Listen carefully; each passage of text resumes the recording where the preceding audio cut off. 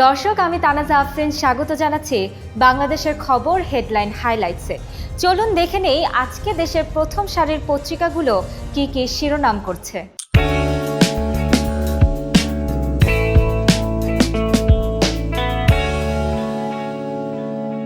প্রথমেই বাংলাদেশের খবরের শিরোনাম।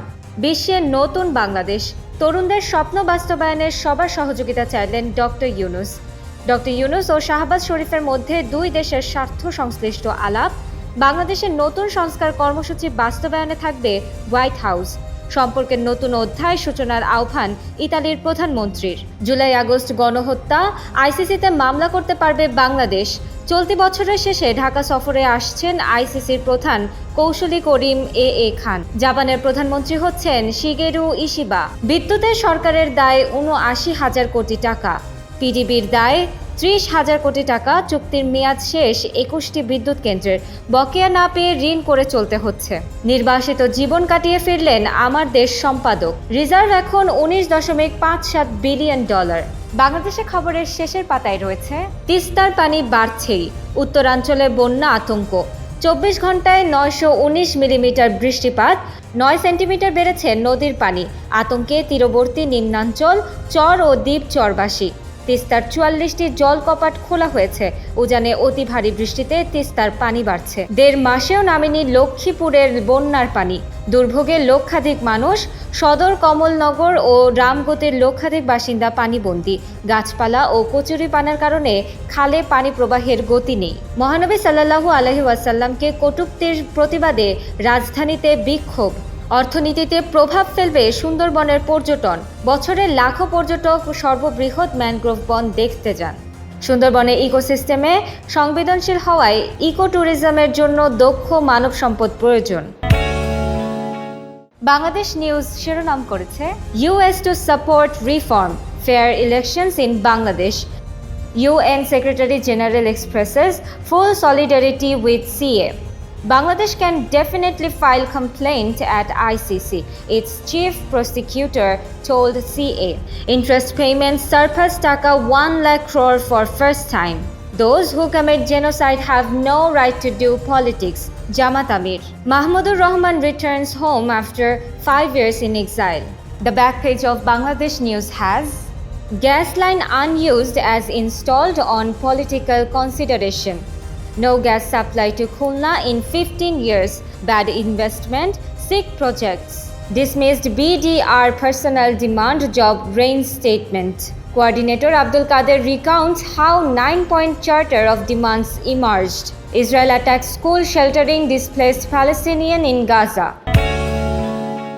কালের কণ্ঠ শিরোনাম করেছে নির্বাচনে পিআর পদ্ধতির দিকে ঝুঁকছে বাংলাদেশ।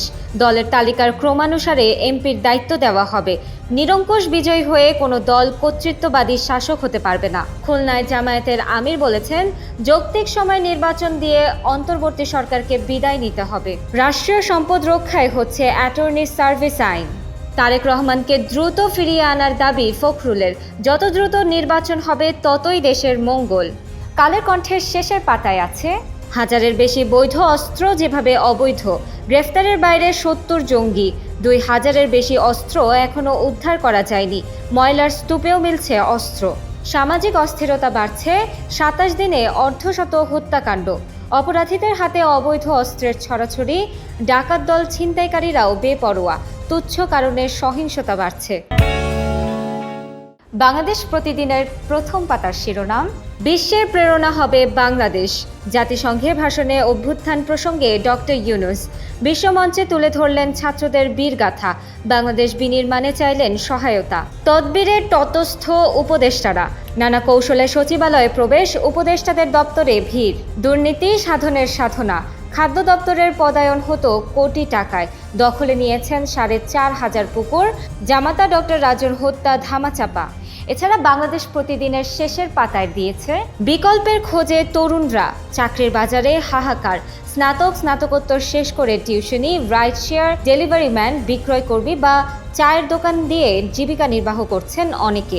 রক্ত সংকটে জটিল রোগীরা। কমেছে স্বেচ্ছায় রক্তদান। ২ মাস ধরে চলছে সংকট।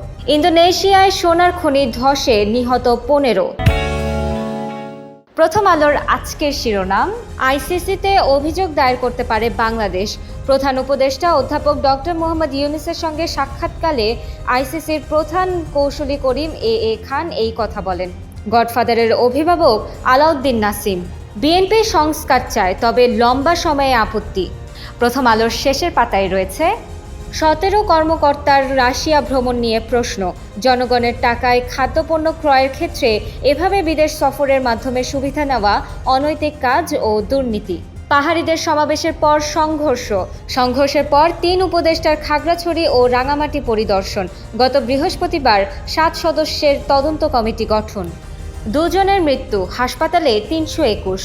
এডিস মশাবাহিত ডেঙ্গু জ্বরে আক্রান্ত হয়ে বৃহস্পতিবার সকাল থেকে পরবর্তী 24 ঘন্টায় আরও 2 জনের মৃত্যু হয়েছে।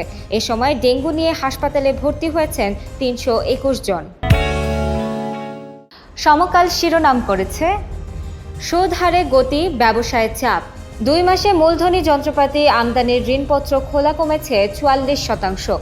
সুদের হার ধারাবাহিকভাবে বাড়তে থাকায় উদ্বিগ্ন ব্যবসায়ীরা। বিশ্বকে প্রেরণা যোগাবে মনসুন অভ্যুত্থান। দেশের নতুন যাত্রায় বিশ্ববাসীকে সম্পৃক্ত হওয়ার আহ্বান। পাচার হওয়া অর্থ ফেরত আনতে সহায়তা কামনা। দ্রুত সংস্কার শেষে ভোটের পক্ষে বামপন্থী দলগুলো। সরকারের কার্যক্রমে নজর রাখছেন সংগঠনের নেতারা। বিএনপির সঙ্গে যোগাযোগ ও মতবিনিময়ের ভাবনা। নন্দিত নিন্দিত সাকিব, ক্রিকেটের বাইরের জীবনে বেশি মনোযোগ। হোটেল ব্যবসা থেকে শুরু করে কাকড়ার খামার, অর্থের বিনিময়ে যে কোনো শোরুম উদ্বোধন, দর্শকের গায়ে হাত, সমর্থকদের মধ্যে রূঢ় সাকিবকে নিয়ে অস্বস্তি। সমকালের শেষের পাতায় আছে, শাহিনের কথাই ছিল শেষ কথা। জমি দখল, চাঁদাবাজি করে অঢেল সম্পদের মালিক। তার অনুমতি ছাড়া জমির রেজিস্ট্রিও হতো না। বুড়িগঙ্গা ধলেশ্বরের সব ঘাট ছিল তার নিয়ন্ত্রণে। সিলেটের সমন্বয় পরিচয়ে বাড়ছে চাঁদাবাজি, টার্গেট পাথর ও বালু ব্যবসায়ী। সীমান্তে চোরা কারবারেও ভাগ। লেবাননে আগ্রাসন, ইসরায়েলকে ফের দ্ব্যর্থহীন সমর্থন যুক্তরাষ্ট্রের। নতুন করে $870 কোটি সহায়তা। হামলায় একদিনে নিহত 92। যুগান্তর শিরোনাম করেছে, জাতিসংঘ সাধারণ পরিষদের ভাষণে ডক্টর মোহাম্মদ ইউনূস, গণতন্ত্র প্রতিষ্ঠায় সমর্থন চাই। বিশ্ব সম্প্রদায়কে নতুন বাংলাদেশের সঙ্গে নতুনভাবে সম্পৃক্ত হওয়ার আহ্বান। রোহিঙ্গাদের টেকসই প্রত্যাবাসন ও পাচার হওয়া অর্থ ফেরাতে আন্তর্জাতিক সহযোগিতা কামনা।